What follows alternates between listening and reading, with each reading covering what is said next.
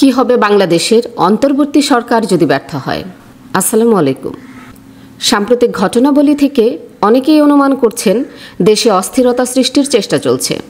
শেখ হাসিনা সরকারের পতনের পর দায়িত্ব নেওয়া ডক্টর মোহাম্মদ ইউনূসের অন্তর্বর্তী সরকারকে বিব্রত ও বিপর্যস্ত করার একটি সূক্ষ্ম প্রয়াস ক্রমেই স্পষ্ট হয়ে উঠছে। এটা অস্বাভাবিক কিছু নয়। সদ্য ক্ষমতাহারা আওয়ামী লীগের নেতাকর্মী সমর্থক ও 15.5 বছর বৈধ অবৈধ সুবিধাভোগী শ্রেণীটি সঙ্গত কারণেই অন্তর্বর্তী সরকারকে বিপর্যস্ত করতে চাইবে। তবে এ সরকার ব্যর্থ হলে তার ফলাফল কী দাঁড়াবে তা অনুধাবন করতে হবে রাজনৈতিক দলগুলোকে। ডক্টর ইউনূসের নেতৃত্বাধীন অন্তর্বর্তী সরকার স্বাভাবিক কোনো সরকার নয়। একটি অস্বাভাবিক পরিস্থিতিতে এই সরকার রাষ্ট্র পরিচালনার দায়িত্ব নিয়েছে। কেউ যদি সংবিধানের ধারা উপধারায় এই সরকার গঠনের ভিত্তি খুঁজতে যান, তাহলে তাকে হতাশ হতেই হবে। কেননা যে প্রক্রিয়ায় এই সরকার গঠিত হয়েছে সংবিধানের কোথাও তার উল্লেখ নেই। তবে ডক্ট্রিন অফ নেসেসিটি বা প্রয়োজনের অনিবার্যতার সূত্র অনুযায়ী কখনো কখনো রাষ্ট্রের অস্তিত্বের প্রশ্নে জরুরি সিদ্ধান্ত নিতে হয়।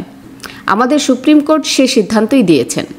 ডক্টর মোহাম্মদ ইউনূসের সরকার গঠনের আগে রাষ্ট্রপতি মোহাম্মদ শাহাবুদ্দিন সুপ্রিম কোর্টের প্রধান বিচারপতির মতামত চেয়েছিলেন।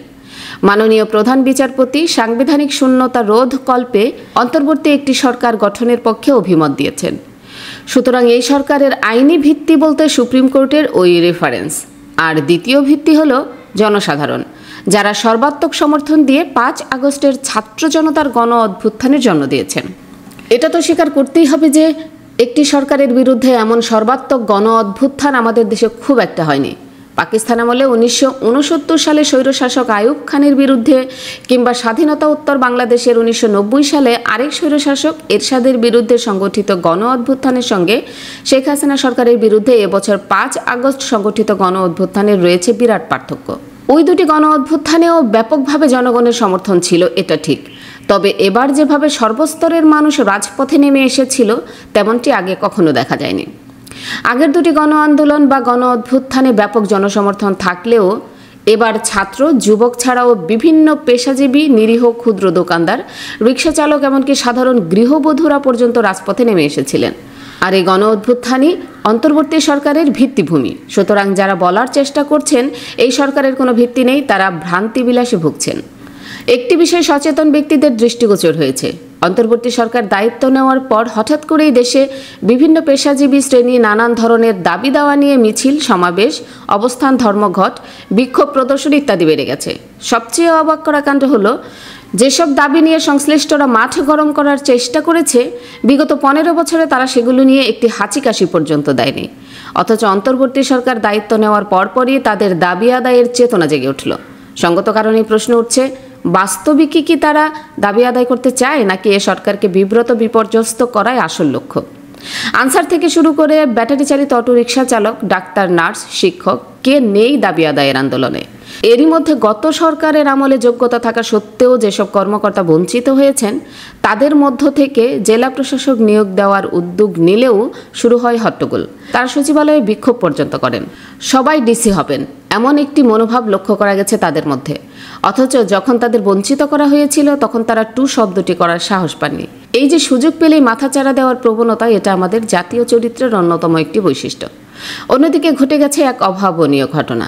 সরকারি চাকরির বয়সসীমা 35 বছর করার দাবিতে আন্দোলনরত শিক্ষার্থীরা গত 30 সেপ্টেম্বর ঘেরাও করেছিলেন প্রধান উপদেষ্টার বাসভবন।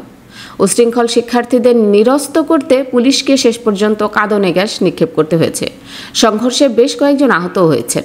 সরকারি চাকরিতে প্রবেশের বয়সসীমা বৃদ্ধির দাবিতে আন্দোলনরত শিক্ষার্থীরা হয়তো বৈষম্য বিরোধী ছাত্র আন্দোলনের সাফল্যে অনুপ্রাণিত হয়ে অনুরূপ একটি আন্দোলন গড়ে তুলতে চেয়েছিলেন। প্রশ্ন হলো, এই আন্দোলনের পেছনে ইন্ধনদাতা কারা? অনেকেই মনে করেন সদ্য পতিত সরকারের অনুচরেরা এর নেপথ্যে কুশীলব। যদিও সরকারের তরফ থেকে ওই দাবির ব্যাপারে ইতিবাচক মনোভাব ব্যক্ত করার পর আন্দোলন স্তীমিত হয়েছে, তবে এখনও চূড়ান্ত সিদ্ধান্ত নেয়নি সরকার।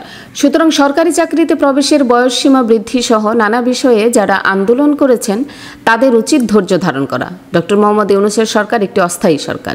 এই সরকারের মূল দায়িত্ব রাষ্ট্র ব্যবস্থার সংস্কার করে দেশে অবাধ, নিরপেক্ষ ও সুষ্ঠু নির্বাচনের পথ উন্মুক্ত করা এবং সেরকম একটি নির্বাচন অনুষ্ঠান করে নির্বাচিত সরকারের কাছে দায়িত্ব হস্তান্তর করা।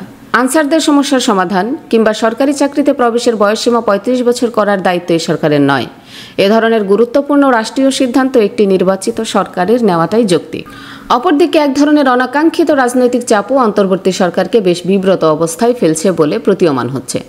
হিসাব মতো যে রাজনৈতিক শক্তির কাছ থেকে এই সরকারের দ্ব্যর্থহীন সমর্থন পাওয়ার কথা, তারা মুখে সহযোগিতার কথা বললেও কার্যত বৈরিতায় অবতীর্ণ হয়েছে। আওয়ামী লীগ সরকারের ৩ মেয়াদে চরম নির্যাতিত বিএনপি এখন নির্বাচনের জন্য ব্যাকুল হয়ে উঠেছে। আওয়ামী লীগের অনুপস্থিতিতে একক শক্তিমান হয়ে ওঠা বিএনপি নেতাদের কথাবার্তায় ক্ষমতার দণ্ড হাতে পেতে উদগ্র হয়ে ওঠার লক্ষণ পরিদৃশ্যমান। অন্তর্বর্তী সরকার সংবিধান সংশোধন বা পুনর্লিখন নির্বাচন ব্যবস্থার সংস্কার সহ যেসব উদ্যোগ গ্রহণ করেছে, সেগুলো সম্পন্ন করতে যে ২-৪ বছর সময় লাগবে তা সবাই মেনে নিলেও বিএনপি মানতে চাইছে না। ইতিমধ্যে বিএনপির মহাসচিব মির্জা ফখরুল ইসলাম আলমগীর বলেছেন, রাষ্ট্র সংস্কার অন্তর্বর্তী সরকারের কাজ নয়, ওটা নির্বাচিত পার্লামেন্ট করবে। কথাটা অযৌক্তিক নয়, তবে সে পার্লামেন্টে নির্বাচনের জন্য যে সুস্থ পরিবেশ দরকার তা তো এই সরকারকেই নিশ্চিত করতে হবে। এই সরকার রাষ্ট্র সংস্কার সম্পন্ন করবে, তবে তা কার্যকর করবে পরবর্তী নির্বাচিত সরকার তথা পার্লামেন্ট। এক সুকঠিন কাজ। এই কাজটি সম্পন্ন করতে হলে সময়ের প্রয়োজন এবং তার চেয়ে বেশি প্রয়োজন একটি সুস্থ রাজনৈতিক পরিবেশ। সেজন্য রাজনৈতিক দলগুলোর উচিত রাষ্ট্র সংস্কার সম্পন্ন হওয়ার সময়টুকু ধৈর্য ধরে অপেক্ষা করা। আর যদি তারা ক্ষমতার জন্য উদ্গ্রীব হয়ে অন্তর্বর্তী সরকারকে তার কাঙ্ক্ষিত লক্ষ্যে পৌঁছার পথকে এবড়োথেবড়ো করে দেয়, তাহলে ফলাফল হিতে বিপরীত হতে পারে। ক্ষমতা হয়ে যেতে পারে সোনার হরিণ, কারণ সে এবড়োথেবড়ো পথ বেয়ে কোন অজগর দৃশ্যপটে আবির্ভূত হবে তার কিছুই বলা যায় না।